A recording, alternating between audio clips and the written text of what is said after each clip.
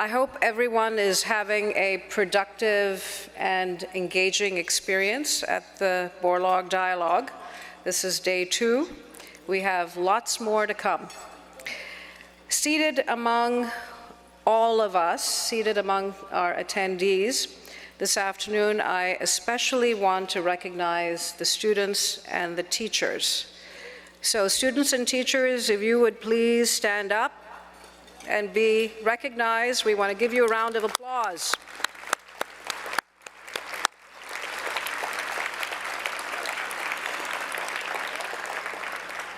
So very much by design, we sprinkle them around the room so that our guests from across the country and around the world have a chance to meet this inspiring student innovators who are our future legacy and the future generation of agricultural innovators.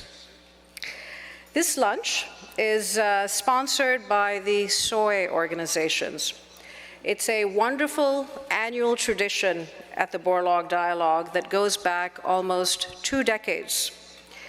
I want to thank the Iowa Soybean Association, United Soybean Board, U.S. Soybean Export Council, and World Initiative for Soy and Human Health for their collaboration, their friendship, their advocacy, and support for so many, many years. I especially want to recognize some of them here who are in the audience. Chairman of the U.S. Soybean Export Council, Stan Bourne, CEO of U.S. Soybean Export Council and Chair of the U.S. Ag Export Development Council, Jim Sutter, President of the Iowa Soybean Association, Suzanne Sherbrun, I see her there, CEO of the Iowa Soybean Association, Kirk Leeds. He was the first person I met when I started my job in 2008. Executive Director of the Soy Foods Council, my dear friend Linda Funk, who's about to come on stage. United Soybean Board Chair Meagan Kaiser. I saw her somewhere earlier. She's backstage. United Soybean Board Secretary Ed Lammers. United Soybean Board Demand Action Team Chair April Hemis, who I had the pleasure of meeting just 5 minutes ago outside. And World Initiative for Soy and Human Health Executive Director Gina Perry, my friend. There you are. Thank you to all of you for standing by us and believing in our mission and efforts for so many, many years. I'd like to now welcome to the stage my dear friend and colleague Linda Funk, who's going to share more about the special meal that has been prepared for you. We did a food tasting for this meal, Linda and I, and after a lot of careful deliberation and planning, this has been put together. So, Linda Funk.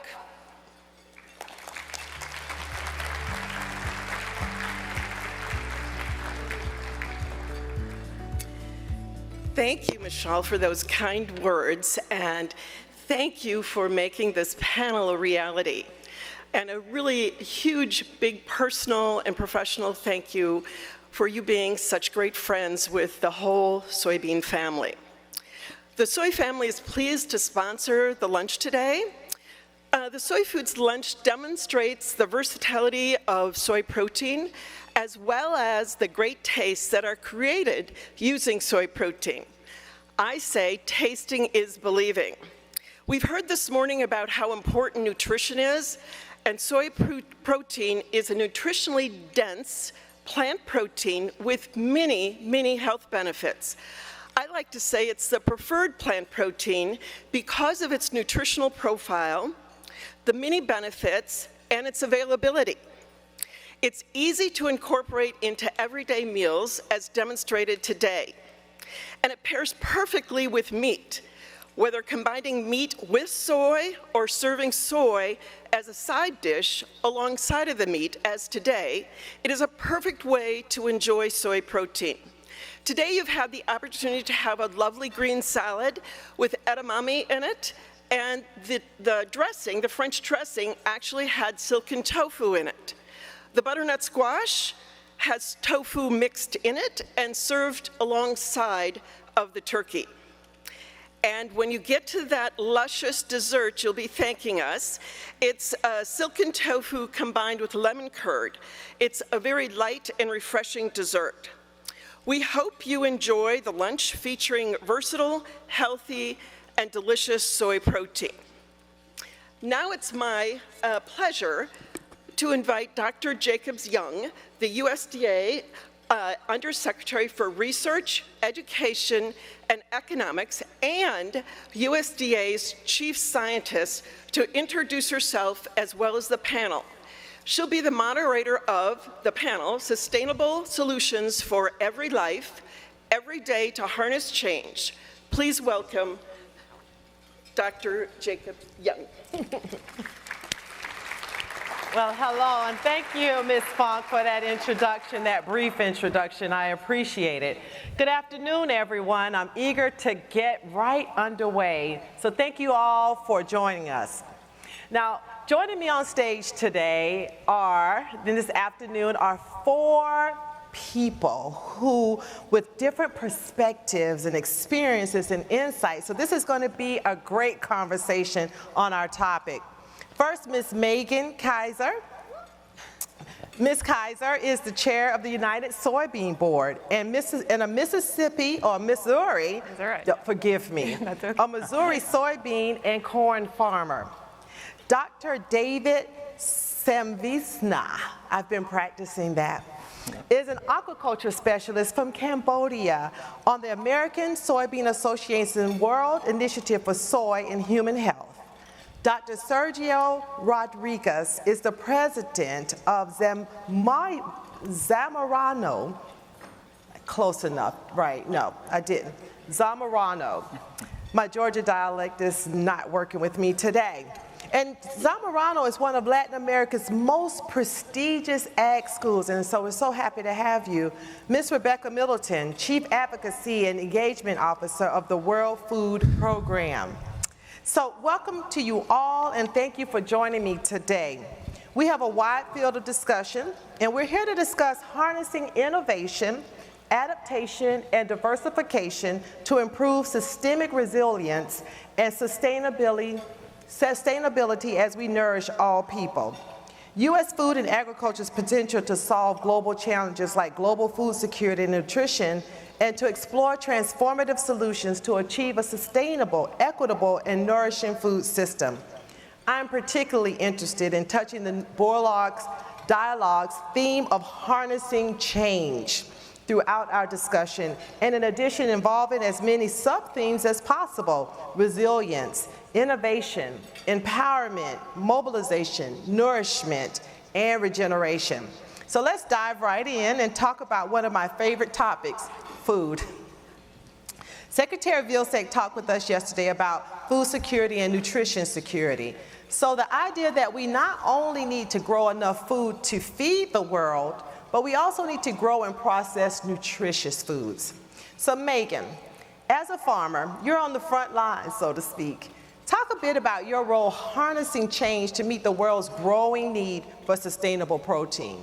Well, thank you. I'm also a soil scientist, and my husband and I, we farm, and the first thing that I think of when we talk about, especially during lunch, is nutrition. Yes. And matter is neither created nor destroyed. It has to come from somewhere. So one of the ways that farmers on the front lines ensure that we have a nutritious crop is by caring for our soils, by taking care of calcium, magnesium, potassium. It has to be in the soil to be in the soybean. And it has to be in the soybean to then be in the feed for our animals and the food for our humans. And so it all really does begin on the farm. I think we also know that our sustainability story doesn't stop at our farm gate. Those efficient practices that we utilize on our inputs, with our water, our fuel, all of that ladders up to everybody who chooses U.S. soy and chooses to consume U.S. soy, knows that we have the most sustainable, efficient practices, and that we, as farm families, are committed to those practices so that your families can take pride in our sustainability. Well, that's wonderful, absolutely. And so, David, what about your perspective? You know, how is aquaculture an avenue for harnessing change and providing more protein for the world's diet? So, as we know, aquaculture has been one of the most rapid and technically innovative food sector globally. And with significant investment, scientific and technical, we promote a lot during the past 2 decades. In fact, fish provide 80% of the protein consumption for Cambodia. And we see a very big demand in fish in Cambodia, and basically it coming into 2 sorts of ways. So it's a wild caught that's supplying to the consumption, and another way is a traditional way of aquaculture. With it being said, traditional way of aquaculture in Cambodia use wild caught itself, where it is an unsustainable way to utilize the natural resource. So throughout which we promote a lot of soy-based feed, which is commercial feed, floating feed to Cambodia, and we see a lot of adaptation throughout the industry in Cambodia. And we see a lot of people starting to realize that well-formulated feed, farm-raised fish, is gonna be produce more protein and more diet for people. So we see a change in Cambodia a lot. Thank you. Right. Well, thank you, David. You know, I know in the United States, our guidance, our dietary guidelines really talk about integrating, seafood into our diets. And so to be able to sustainably produce that aquaculture is so critically important. So thank you for what you do. Sergio, what would you say are some of the challenges for nutrition security in Latin America? Well, thank you for the question. There's no easy answer for that one. It's a very complex one. If you think about that, people who's in hunger positions around 9% of the total population, and people with somehow nutrition insecurity, either mild or severe, is around 40% of the total population. Is a huge challenge. There's many root causes related to that. Of course, economic, food prices. Food prices are influenced either by input prices or energy prices, which difficult to have low-cost price for food for the people. A healthy meal today is, in average, about $4. And if you think that a farmer makes $7 on their produce, it doesn't make sense, the math.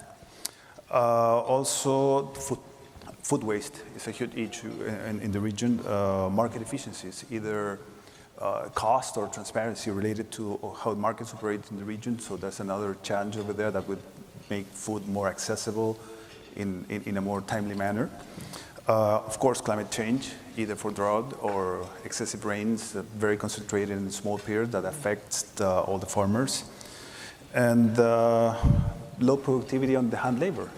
Everything is connected. Everything points to the same issue, that nutritious food and availability of that food. Well, absolutely. Thank you, Sergio. Rebecca, with providing life-saving meals to 160 million of the world's most vulnerable people in more than 120 countries and territories this year, explain to us what that looks like and how is your organization making this happen? Well, thank you, and it's wonderful to be back in Des Moines and see so many friends and to be on this panel with our very good friends and allies from the soy community. I'm with the World Food Program USA, and we are the US-based 501c3 nonprofit that supports the mission of the United Nations World Food Program. And the United Nations World Food Program, as you said, is a tremendous organization, over 23,000 staff in over 120 countries and territories, at a time of extraordinary need. Secretary Vilsack spoke yesterday about how the trend on global hunger was going in the right direction until just before the pandemic, and then between the pandemic and conflict, rising food prices, it's just gone through the roof.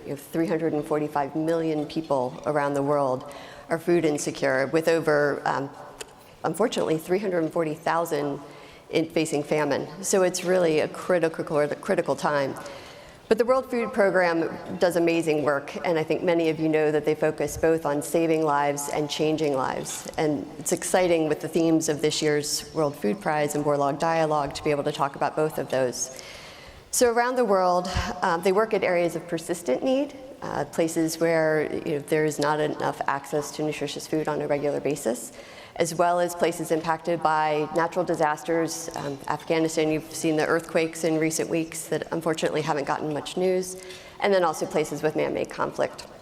And they do this in 3 ways. The first is sort of what you think about where a lot of video comes in with the direct assistance. You've probably seen the trucks crossing into Gaza just this week that are labeled World Food Program. Very often they're listed gift of the United States. We're proud of the partnership that US government has to provide US grown commodities from US farmers to places that need it around the world. And these go where there aren't markets that are functioning. There is not food to be purchased. So that's one channel. A second channel is cash-based transfers, and this is where there are functioning markets. This would be someplace like Lebanon, which has so many Syrian refugees. And so they're secure cash, in many cases, cards or even apps that folks can use to purchase food in the local markets, which is also good for the local economy and lets folks have more choice and more accessibility. And then the third lane is resilience, and this is something that is on that changing lives side of the agenda. And so making investments very often with other funders or local governments on things like a water cistern in northern Kenya, where they can capture the water that falls on a limited basis and be able to use it on a sustained basis with drip irrigation to have fresh fruits and vegetables year-round. So really tremendous work. I would be remiss if I didn't mention the limited resources available this year. Yep. The World Food Program only expects to receive funds to cover 60% of its need this year, which means making very hard choices. As you've probably heard the executive director say, choosing to take food from the hungry to feed the starving.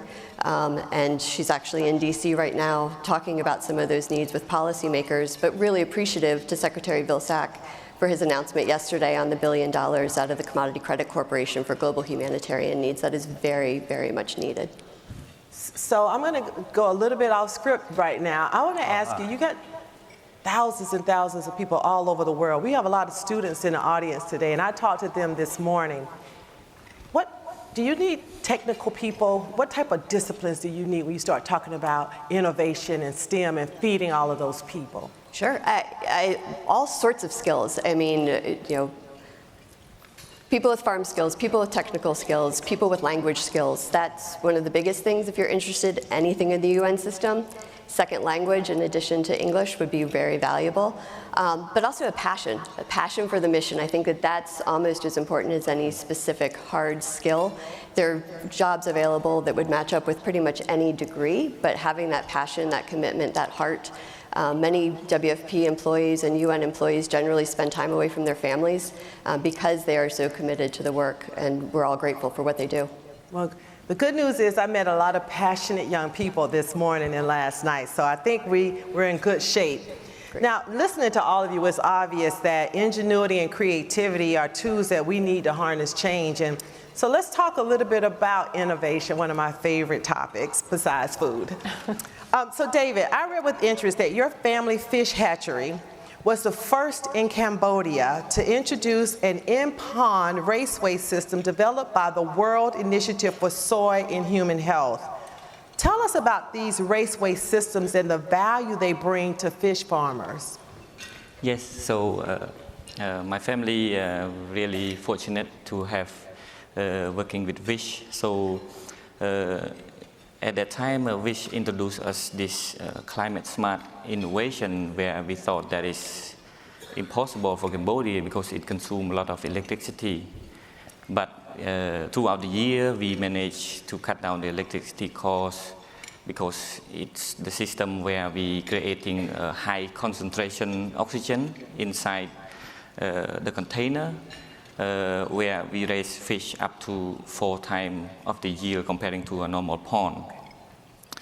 So with it being said, this system gives us a more productivity, which is another reason that we can tackle all those climate change where Cambodia very vulnerable too. So one of the key concepts of this raceway system is they float. And Cambodia face intensive raining, intensive flood during rainy season, so that would prevent fish from going out if comparing to the pond, which is labor intensive during rainy season where people have to protect their fish. So also with the fish in the container, we can manage around a lot where we can use soy-based floating feed more efficiently. We can manage if the fish is feed enough, it's not overfeed. We can do multiple species inside the same pond. Most importantly, we can collect waste from that system and turn it into an additional income, or using as a fertilizer to grow vegetable around the house. Wow. So in that way, we also have a lot of meeting and a lot of study tour within the farm, my farm itself, and we've been exposing this system to all the farmers in Cambodia, and we see a lot of interest, and that would be a very good way that to show people that this system is really help Cambodian farmer a lot. Yeah, absolutely, and it sounds very exciting and innovative, and I know that adoption is always a challenge for any technology and any new innovation, and so I'm happy to hear that you guys are demonstrating it for other farmers so they can see that it's possible. So thank you for that, David. So Meagan, again, you are a soy farmer. I'm eager to hear your perspective on innovation. How can soy meet global nutrition needs? And while you're talking about that, please talk a bit about soybean oil and its role and potential for new revenue streams for farmers. Yeah, this one I can go two ways. So I first want to talk about David's family and the soy excellence centers throughout the world. U.S. soybean farmers, 515,000 of us across the United States. We have more than 30 state soybean boards. These are volunteer soybean farmers that we work together to try to build demand. And one of the ways to build demand is to build sustainable demand by offering technical solutions like in-pond raceway systems, these soy excellence centers, to help other farmers around the world have that technical expertise to utilize U.S. soy. So it's good for us, it builds demand, but it's also good for local food systems and really nourishing the world. So it's exciting that we're not, it's a win-win. What I also love about soybeans, and we call it the miracle bean sometimes, but we have the protein that we often think about in our food and feed, but the oil aspect, we have vegetable oil, but we can also utilize that oil for many bio-based products, sustainable aviation fuel and renewable diesel. So when we talk about, we call it sustainable soy solutions for every life, every day, we're talking about not only what's on your plate, but the tires that you drive on, the asphalt, your tennis shoes. These are all places where we can help other people in every walk of life live a little bit more sustainably and a little less carbon footprint. But I know we're going to talk more about fuel this afternoon. Mac Marshall from our USB staff will be on the panel. But it's so exciting to see how we can reduce greenhouse gas emissions, improve air quality, really having an impact on health all around. So.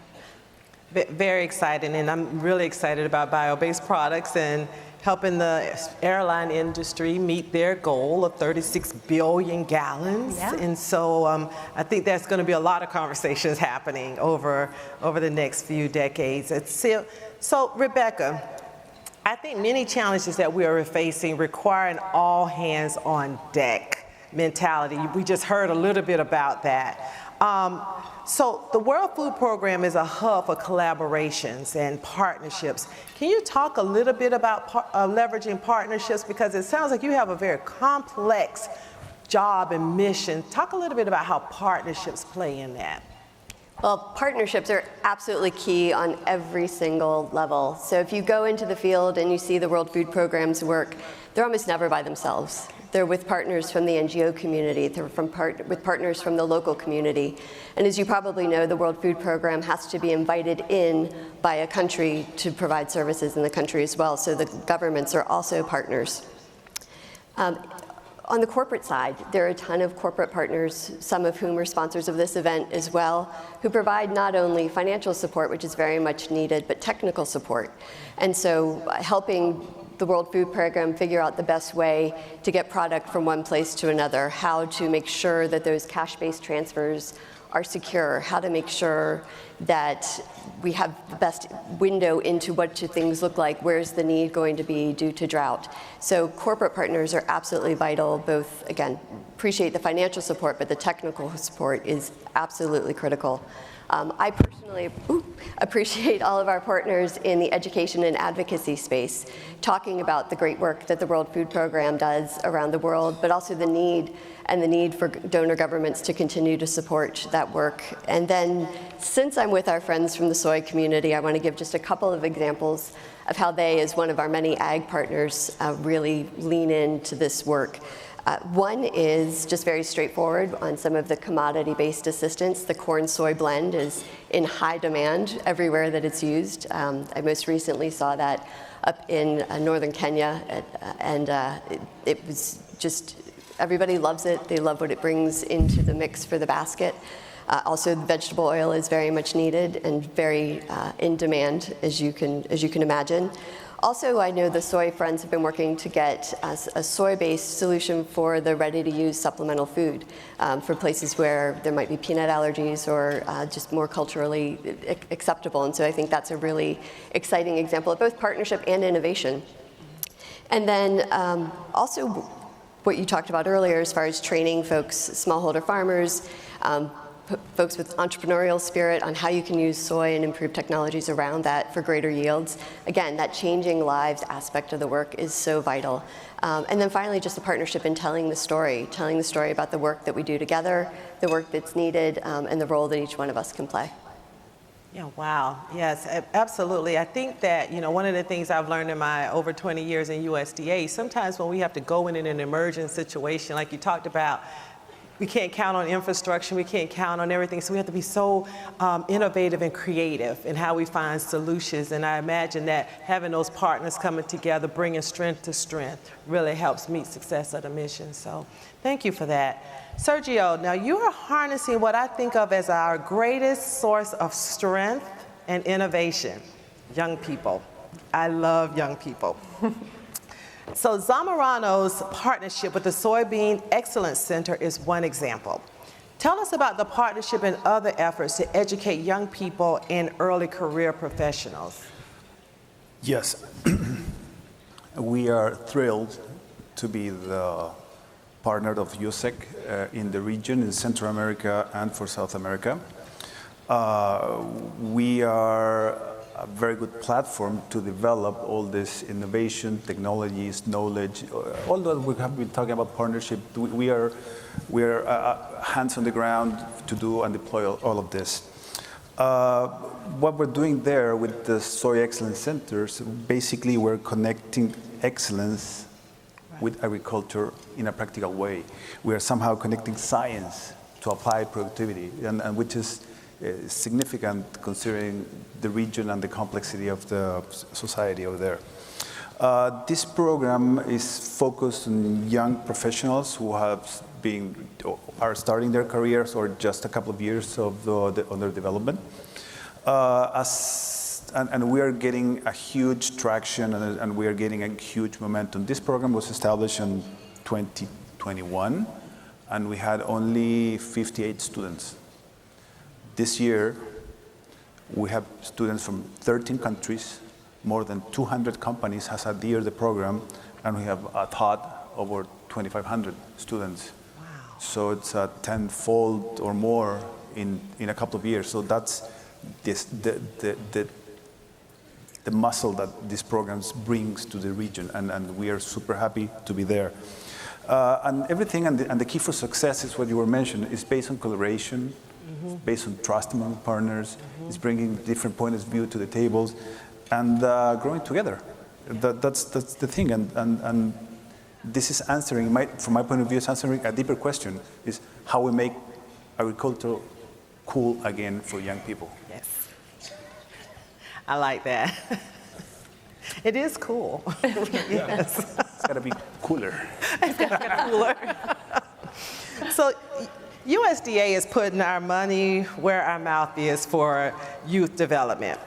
Secretary Vilsack talked a little bit about this yesterday, but we have $262.5 million investment, an unprecedented amount of investment that will provide the training to support more than 20,000 future food and agricultural leaders through 33 project partners. And some of those partners I know are in the room today, and so just so thankful for them. So I really like hearing about your productive efforts in this area. So, Meagan, I'm coming back to you again. Well, you're the farmer on this. Well, you're a farmer too, David. Maybe we should have mixed this up. And you too, Sergio? Oh, my goodness. Well, somehow, it's not you, Rebecca. We're holding up the ends. Thank you for growing food for us. Yeah, thank you. So, Meagan, the secretary talked about the need to make farming profitable. Oh, my goodness. To keep farms in the family, David, I know, and to maintain our rural communities. How do you think farm families help us meet our global food goals? Well, the first thing that I think of is, and what was so wonderful, I got to visit David's family in Cambodia, and it just hit me as we're sitting there that our farm family is connecting with his farm family and many others that we, in places we'll never visit and people will never meet. And how powerful and incredible agriculture is that we get to have that connection. You know, there's a lot to be said about geopolitics, but I still remember one of the very first years that I was on the United Soybean Board, the U.S. Soybean Export Council brought a delegation of Chinese grain buyers to our farm. And when we were sitting in our shop, my son was 3 years old at the time, he challenged one of the very prominent grain buyers to a pedal tractor race in our shop. And he did it. Oh my goodness. And I think in that moment, it wasn't about our nations or where we were from, but the fact that we were growing something that was helping someone in their country to eat, to have a better life, to live more sustainably. And that kind of focus, if we keep that in focus, that helps us kind of carve through so many other issues. And so I think when we think about all of the challenges that we face every day on the farm, weather events, just hard times, when we think about it in a more holistic and altruistic way, that we are having an impact on another family, that somebody else, some other mother on the other side of the world gets to tuck her baby into bed with a full belly. Wow. That helps us go through and really find meaning in what we do, even if it is a commodity and I don't get to see the person who eats what we produce. We know that we have a dramatic impact not only on hunger, but on our planet. And U.S. soy farmers are very committed to both of those things. Yeah. Thank you. That's awesome. I just love hearing that. You know, I think about the small farmers. I get an opportunity to visit and walk their farms and the pride that people take in their production, and you hear some of the challenges. And even though there are challenges, you hear a lot of pride and just excitement and passion for what they do. And I think we really need to thank a farmer. Every opportunity we get, we should thank a farmer. So, Rebecca, let's talk a little bit. Does the World Food Program, you know, you talked about all these roles. Do you help train the next generation? For all the students that are sitting in the audience, what type of opportunities do you have in the World Food Program?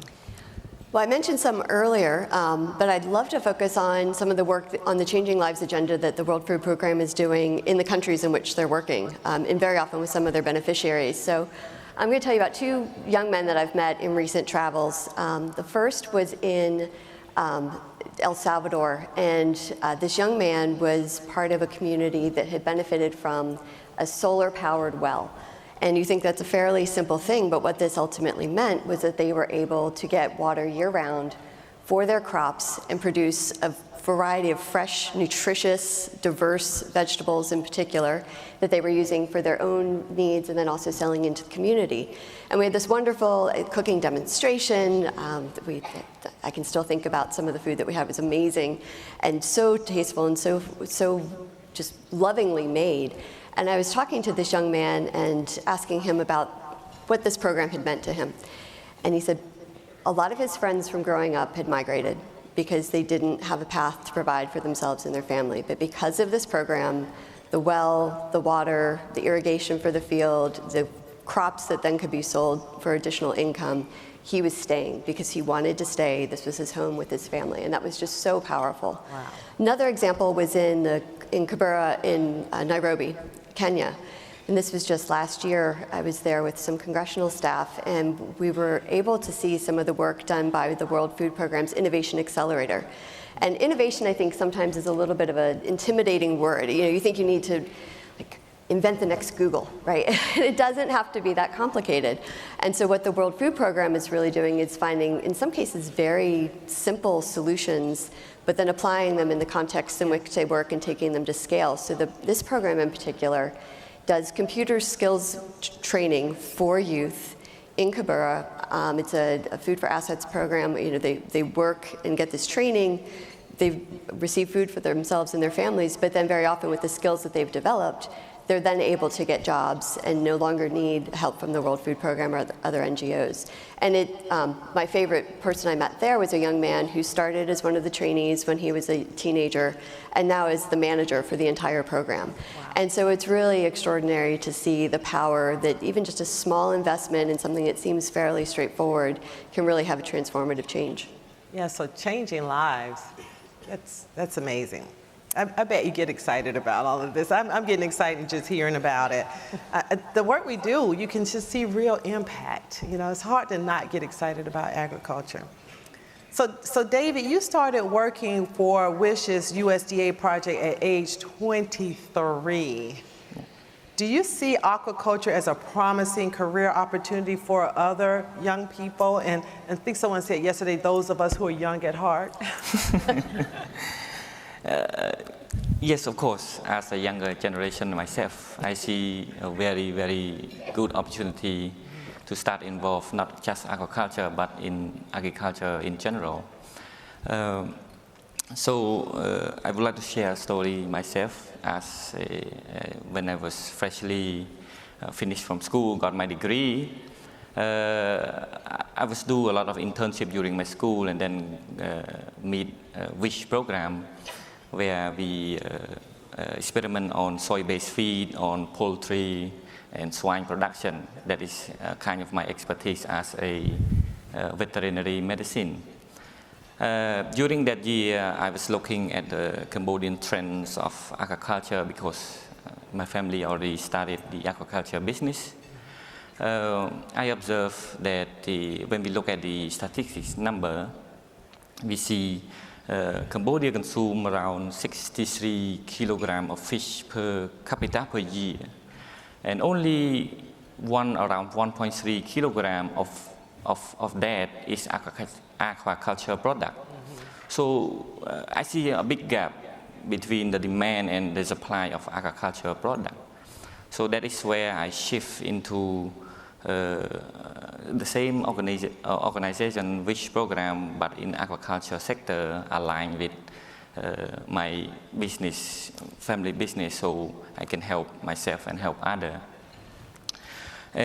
So after a while, we have to figure it out about closing that gap, because we see a lot of gap between 63 kilo and 1.3 kilo. So throughout CAS, we are linking with other program, USAID funded program called CSAIN in our local NGO, where they work with the innovation lab in Kansas. So they have an internship program where they train the capacity building on the intern who almost finished school or either freshly finished school to work directly to the farmer. And we as CAS provide additional capacity building to them. So it's a win-win situation where they can be as extension agent where they can go out there and meet more people and do some technical assistance. Yeah. So that kind of technical will be widely spread out beyond CAS.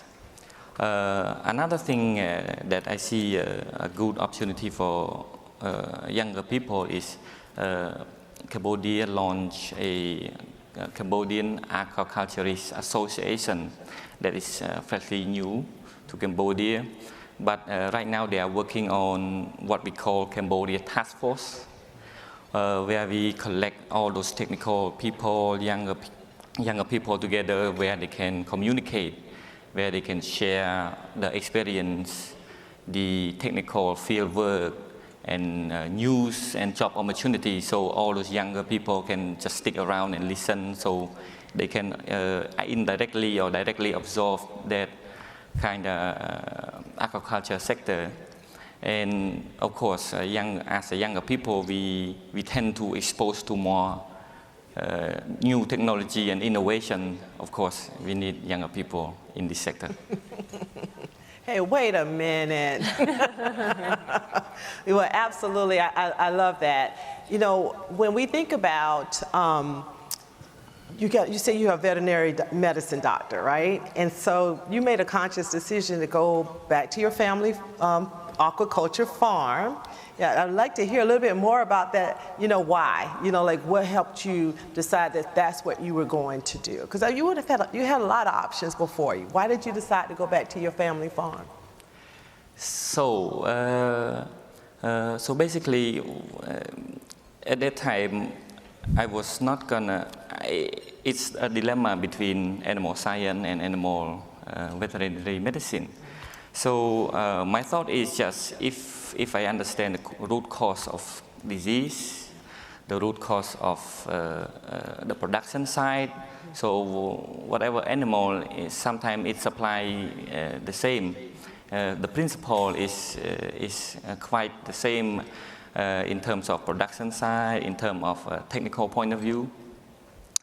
And yes, at the beginning I was working with poultry and swine production, and it's kind of a journey for me to shift from one to another, and it's not like I was decided. It's just my journey, the people I met, and the business side of my family, which pushed me to aquaculture. Okay. Yeah. So when I hear the business side pushed you to agriculture. Well, I like that. You know, just for the students in the room, you know, becoming a veterinarian, you have so many options. And so it's just interesting that you decided to go down this path even after you were pushed into agriculture, but going back to the farm and really making a difference in that aquaculture production facility. I can imagine that, and disease management is certainly it's relevant to all areas of animal research. So. And I would like to add a little bit more that when you're hearing about me, my business pushing me throughout to kind of work indirectly, it's not about all those family business. Sometimes you just go with your instincts and look at what the world have become and kind of project the opportunity in the future. So that is kind of my principle to work with the aquaculture.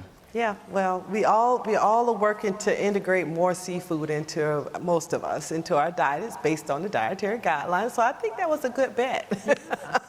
Let's talk, Sergio, a little bit about, you know, you meet so many young people, you know, being the president of a university. Tell us about an SEC program beneficiary whose life has changed because of some of the programs that you've implemented. Yeah. You feel young, I feel millennial, so we're in the same spot. Yes. There's many students that stand out throughout the program, and the key part is that they were invited by their own employers. The companies that we serve over there, companies that are in the poultry business, aquaculture, swine or feed. So it's a very diverse food systems that connects into university. I'm going to talk about two students. One is Paola from Dominican Republic, and the other one was Victor, that comes from Nicaragua. Both worked for CMI, which is one of the leading company focused on human food and animal feed, and they operate in almost 13 countries throughout the region, so it's a very good example for this. Paola and Victor were two students with less than 10 years of working experience, so they took the swine and feed courses at the university and with the Soy Excellence Center. The way we see it, this is much bigger than just knowledge. It's much profound, the impact on their lives. In this case, this was the first time for both going out of their countries. Wow. So it opens the world to a new realities.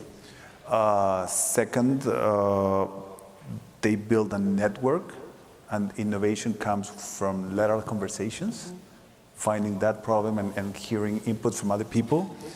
And of course, they now in the track for become the future leaders of that company. So it's more than the knowledge itself. So, and this program is very helpful because we are putting young people in the front seat for the future. So we're very happy to be partners of USSEC on that one. I love that. I love that. So Rebecca, I'm going to come back to you because this morning I was talking to the youth about, becoming global citizens and the fact that some of them had already traveled and done research abroad. We talked a little bit about some of the foreign ex-service members I've met around the world, and so many of our young people have no idea that these careers exist. So if you were, I met some 15-year-olds, 16-year-olds. I think the oldest, the one was about 20, 21. This was a really, I fit right in with this crowd. How do you get started? I mean, we think about how many people still don't have a passport, but how do we get started? How would they get started in a career like the one you have? Well, first get a passport. It takes a little bit of time right now, so plan ahead. And also make sure if you have one, it has 6 months left on it if you're traveling. But in all seriousness, I think you just start with what's in front of you. I 26 years ago, did not set out to be the Chief Advocacy and Engagement Officer of the World Food Program USA. The job didn't exist. But I took the opportunity. I was an English and political science double major and worked for my hometown congressman on Capitol Hill, and got to understand how U.S. policy is made, sort of how the sausage is made, as it were, and ended up specializing in appropriations, how the federal funding flows. And then I had the opportunity to be a corporate lobbyist for a little bit over a decade, which was really fascinating, to be in boardrooms with executives making decisions about what they needed to ask from Congress and how to get that to happen for their business needs. But then I followed my heart. I have two children who are now 18 and 17, but at the time my son, the younger one, was going to kindergarten. And if David Beckman's in the audience, he's heard this story. He's probably. And I said, how can I use my time, talents, and knowledge for more of a mission-focused purpose? And I'd always cared about hunger issues, particularly global hunger issues. I think for many of us in the Gen X era, the Ethiopia famine of 83, 84 was a really formative event. And I had the opportunity to make the jump to the NGO sector. And it was a leap of faith on the part of Tony Hall. I didn't come out of the anti-hunger space. For those on the domestic side, I didn't even know what SNAP stood for. But I had the passion and the heart and the skills from how to work with federal policymakers in the US to get things done. And then similarly, about 3 years ago, I was up to here working to get USDA to issue some waivers in the early days of COVID on school meals, and got a call from the CEO of the World Food Program USA, Baron Seeger, and said, Rebecca, can you come join us? And I stepped back and asked that same series of questions. And I think it's just at each point in your career, always be open to opportunity and always think about how you can use your skills and talents and connections, whatever those are, to make the biggest difference in the world. Yeah.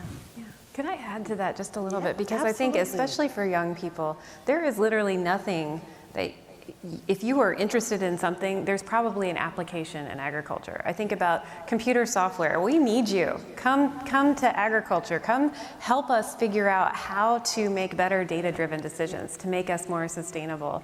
If you're into math, there's more need for accounting, particularly as we look at sitting from row croppers, we have a lot of data options where we can look at our harvest maps, we can look at our soil testing data on our iPad, we can overlay them, look at different applications we made in season and say, when I put this on, I got this much more yield and I can make a better decision for next year.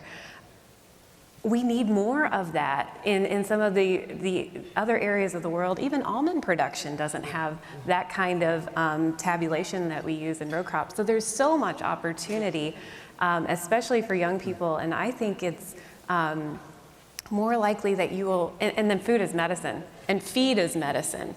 Nutrition really is the groundwork for health.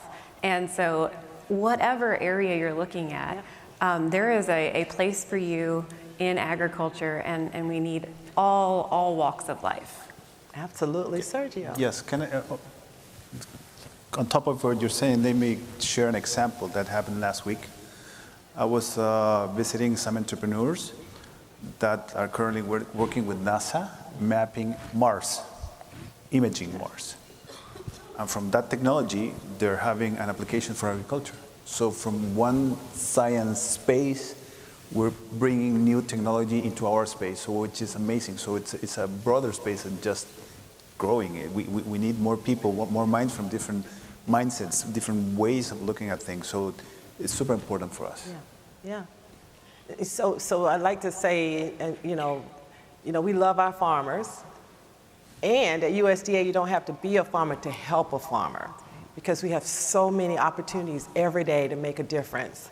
Let's see here. I think we have time for just one more. I'm going to come to each one of you for a final thought. And so, David, since you've been quiet for a moment, I'm going to go to you first. So, a final thought. If you were looking in your crystal ball, I'd say 10 to 20 years from now, what innovation, what change would you like to see in order to move your aquaculture industry forward?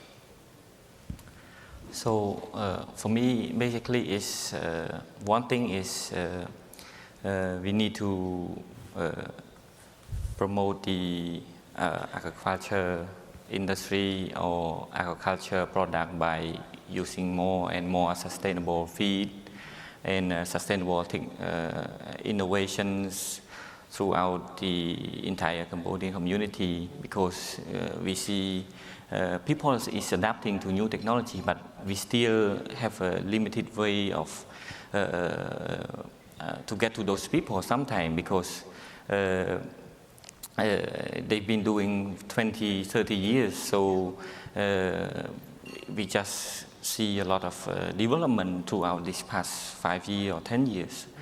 And I'm looking into a positive way of Cambodian aquaculture. And another thing is we are working, CAS is working indirectly with our government, trying to certify all those farmers who complete their good aquaculture practices. So we add up the value, and we trying to raise awareness that farm-raised fish is very well. So that is also the main goal, and I can see that help aquaculture a lot in Cambodia. Fantastic. So Sergio, you as a president of a university, you have an opportunity to touch so many lives. How do you see preparing a generation of the new professionals that are going to be ready for the type of change and innovation we need to see? That wasn't in the script. I know. No, I think the real challenge is to build and train people to have an open mindset, Yes. to receive multiple inputs and do all the tweaking to find a solution. It's not about reading books anymore. It's about integrating concepts, ideas, and somehow tailor them into their specific need and solution. I think that's the real challenge. one of the biggest discussions is artificial intelligence. What are we going to do about it? No. Yeah. From just writing an essay, simple things, into a daily operation. So Yeah. It's about taking those bits and parts, be super open, doing the blend, and targeting to a solution. That's the real challenge for the future. Yeah, so I was talking to some graduate students last week at FAO in Rome, and you know, we don't work in silos anymore. I remember when I got a graduate degree, I worked on my dissertation, my PhD, and then I was done. And now, in the real world, we have to work across multiple disciplines. We have to work across multiple institution types and organizations and personality types. You know, so we got to work with a lot of folks to get the solutions that we need. And so thank you for what you do every day and training those young people to come out ready to dive in on the way we need to work to move forward. So thank you for that. So Meagan, you're in farming. Mm-hmm. So what do you need from all of us scientists and innovators, and you're an innovator yourself, what do you need to make sure that the farmers across America and around the world can be sustainable, can be profitable, can be resilient? What kind of innovations do you need? What do you need? You know, I love that question because that's exactly what we focus on at United Soybean Board. We're saying, what is the gap? And what could U.S. soy farmers do to fill the gap? One of the things I love this, we developed a soy straw. You know, we all know that there's a lot of plastic straws that end up in the ocean and it's hurting turtles. And I'm not being flippant about that because, you know, 5 years ago, we're thinking about what are ways that we can solve solutions that people never even thought soy farmers would engage. Yeah. And so it took us 5 years, but we developed a soybean straw. It feels just like a plastic straw. It doesn't melt. Some straws have a little. I have a 3-year-old, and a smoothie plus a 3-year-old and a paper straw sometimes doesn't work out for your back seat of your car. So my kids now ask, like, hey mom, do you have any of those soy straws with you? Because it's biodegradable, but it lasts 90 days, not 90 seconds in your drink. That's one example that when we are continue to be committed to nutrition, we continue to be committed to sustainable feed supply, but farmers are also thinking bigger and saying, hey, if we can get our grain to the world marketplace more sustainably through waterway infrastructure and making sure that the Mississippi River stays open, that we make sure that the Port of Gray's Iowa Soybean Association played a large role in helping with making sure that the Port of Gray's stays open for business so that we can export our meal to the global marketplace. These are ways that we engage that nobody will ever know, except now all of you know, hopefully. But very few people will ever see that, but I'm incredibly proud of U.S. farmers looking at where is the gap and how can we fill it, and also build demand at the same time. I love that. And Rebecca, you talked about, you know, sometimes we think innovations have to be like grand, like they have to be huge. You know, I thank you for the straw that makes it through me finishing my entire drink, regardless of what material, as long as it's a renewable material, I want to make it through the entire drink. We talk about innovations and we talk about the spaces that we need. You travel around the world helping people.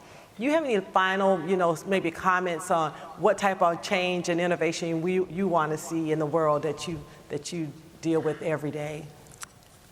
Just on a couple of sort of super high levels. I think one is on connecting and listening. When you go and you travel and you meet folks that are smallholder farmers in Zambia, they know exactly what they're doing. They know exactly what they need. And so I think listening and really being a partner in what those needs are. And again, Wish does a great job going and doing some of that work. So I think that's one piece of it. And I think the other one is hope. Yeah. Meagan, your story about your daughter reminded me of a story from my daughter when I entered the anti-hunger space. And I was telling her a little bit about the job that I was taking on at the Alliance to End Hunger. And she said, well, Mom, if you end hunger, you're not going to have a job anymore. And I said, wouldn't that be great? And I think as we get older and we get a little bit more cynical and jaded and narrow-focused, we forget to believe that it is possible, and it is possible to feed the world in spite of the challenges that we have. And part of hope is working for peace. Conflict is the largest driver of hunger in the world. And so I say hope. That's the innovation I'd like to see. Awesome, awesome. What a wonderful panel. So thank you all so much for joining me on the stage today. We've had a broad range of topics, some scripted, some not so scripted. Thank you for being flexible. We've talked about food security, innovation, fostering, training, supporting the next generation of ag professionals. We've talked about some of your backgrounds to help these new students to figure out which direction to go in. You know, I truly believe that we have so many complex issues in agriculture, and sometimes they can really seem very, very complicated. And they're so complex that no one organization can attack it alone. No one institution type can. We have to work together, and that's why partnering is so important. And I also believe that with great challenge comes great opportunity. And this is when we need to raise our ambition and rise to the level of action that's needed to meet the challenge. And so I'm hopeful. With all of the folks in the room today and with our guests today on the stage, I think our future is bright. And so thank you all so much for giving us your time and attention today.